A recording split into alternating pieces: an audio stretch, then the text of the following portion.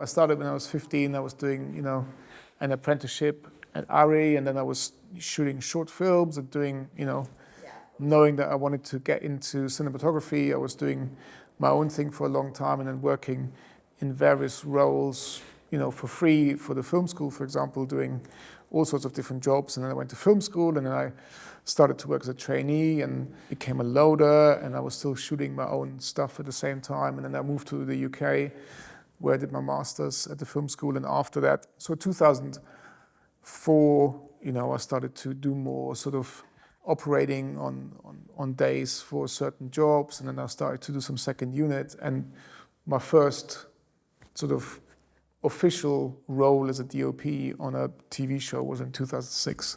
I guess, like professionally, you can call it, as a cinematographer, that was sort of my first one.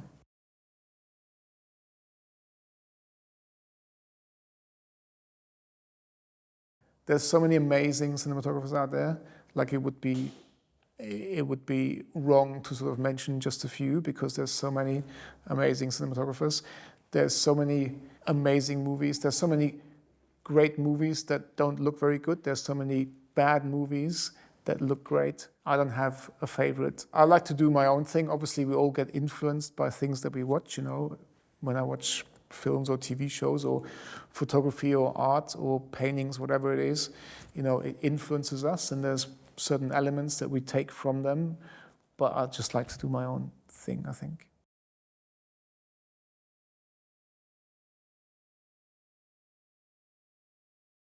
I like to work differently. Like in a very simple example, if I was to shoot a horror film, I wouldn't watch 20 horror films. There's certain films that I watch because I love those films. Like, for example, I said earlier, probably one of my favorite films is In the Mood for Love, which is a beautiful film, but also a beautifully shot film.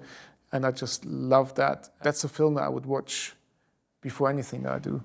So I was watching that before I did Game of Thrones, or before I did, something else. And it has nothing to do with Game of Thrones. And I can't even say what it inspires me to do, but it just inspires me creatively. And so I don't watch specific films in preparation for something that I'm doing. It's very generic, I have like a folder on my phone of things that I see on a daily basis, like whether it's a painting or whether it's some post on social media or whether it's a picture that I take just walking through Madrid, and then if I do something that reminds me of some kind of atmosphere that I like, that I've taken a picture of before or seen something before, then I would go into my folder and I would pick out like certain images that I like. And then those are the images that I would take to my directors and be like, hey, look, this has got nothing to do with what we're doing, but I really love the element of this, or I love this element in this picture, or that's, I think, a way that I've worked all my life.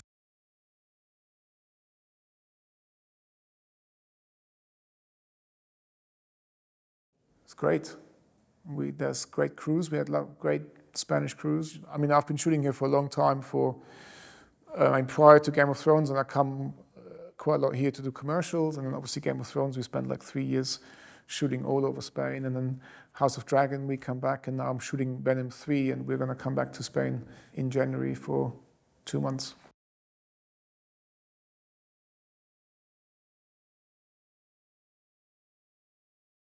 Yeah, it depends on what you're doing, obviously, but when you come here with a show like Game of Thrones, which is a big show, and it's sort of, it has a very set way of working, like an international way of working, so we come here with that way of working, and obviously everybody else sort of integrates into that.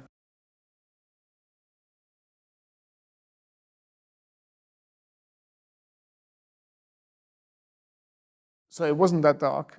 It was the biggest lighting setup I've ever had. It was huge. The lighting setup was massive. I lit everything, I think, to a T4, so there was a lot of light there. But, from the very first moment when we read the script, when Miguel and I read the script, we said, we really want to play with darkness here. And it came out of many different aspects. So one was us saying, we want this to be dark because we want this army of the dead to be very ominous. We don't want it to be seen. It's almost like they don't know who they're fighting. They don't know how many they're fighting.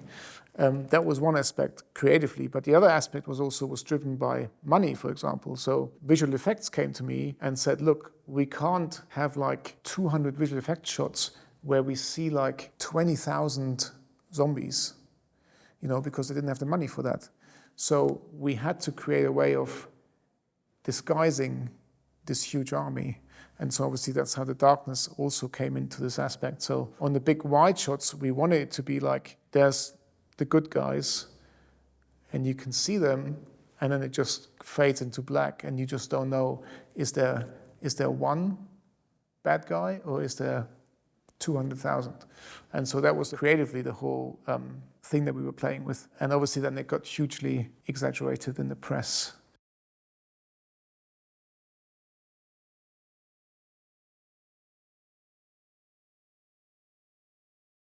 First of all, I think that, cinematography, like any other art form, it's an art form, and art is here to be controversial, right? It's never that everyone's going to love something. There's always going to be people who like it and people who don't like it, and that's totally fine. I think, and I said back then, we decided that this is the way we're going to make this episode. And, there was always going to be people who were going to be disappointed. The problem was, unfortunately, is that it was actually a technical issue when the episode got first aired, because it was such a popular show that compression became a massive issue. And so people watching it live all over the world just meant that, was once a very clean, dark image became a very muddy, kind of even darker image. And so technically that was a huge problem. But anyone who's seen the 4K or Blu-ray version of that episode can see how, it was meant to be. And I've seen it in the cinema on 4K, and whether you like it or not, but I think there was a real creative intention there, and I think we really carried that through from the beginning to the end, and it worked. I still think it's a great episode, and I'm just sorry that because of technical issues initially, it just sort of became this huge problem. But on the other hand, I'm also glad, because it kind of opened a discussion about how do people watch TV, and how do they. And, I think if you make a show like Game of Thrones, which it's always been praised for its aesthetics, the aesthetics in Game of Thrones were always a big component of the show. And I think that show deserves to be watched in a certain environment, in a certain way. And if you watch that episode in your living room at daytime when the sun is blasting in and there's lights on everywhere, you won't get the best of the image. So I think, it's two ways. And I think it opened that discussion, and I think that was very good, and it's part of the culture now. And also I think you have to be very aware of how you watch things. Like, I remember after we did season 6 and the Battle of the Bastards, again, I'm very open to criticism, and I'm very open to people telling me what they don't like about it, But you have to have watched it properly, and then I'm very open to everything.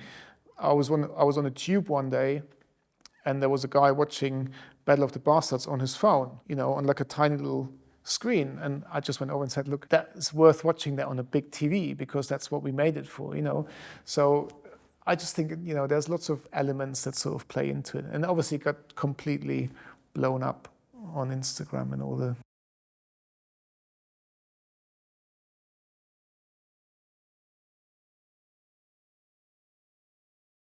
No, I don't think I could ever take the credit for that. And there have always been cinematographers who've been pushing the boundaries much more than that. And it's just that people love complaining about stuff.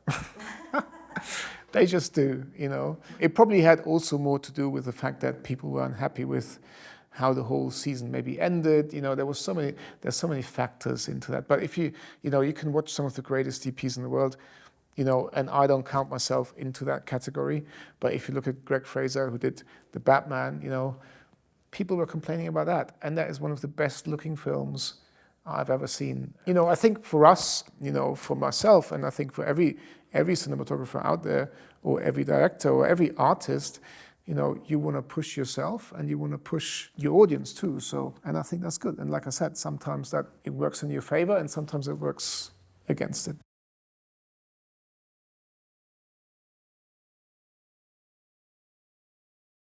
I mean, I love that personally. I love sharing with other DPs, because I just learn so much from that.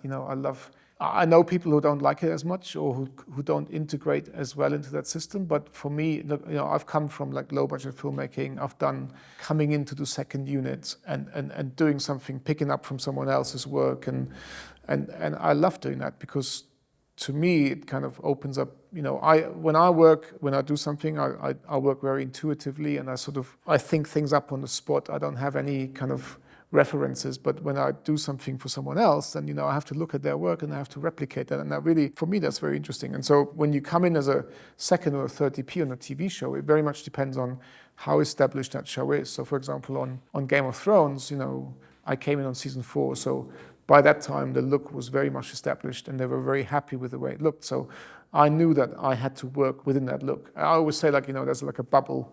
This is the Game of Thrones bubble, and within that bubble you can do anything you want. Because we're all different. Every cinematographer is different. We all have very different sensibilities about color and about movement. But within the big bubble, I can create my little bubble, and then someone else has this bubble, but they overlap somewhere, and then this DP has this. And so as long as you're working in that, it's great, and then it will fit into the bigger picture. But I think for all of us, you kind of want to put your own stamp onto it, which I think is great, as long as it works within the big picture.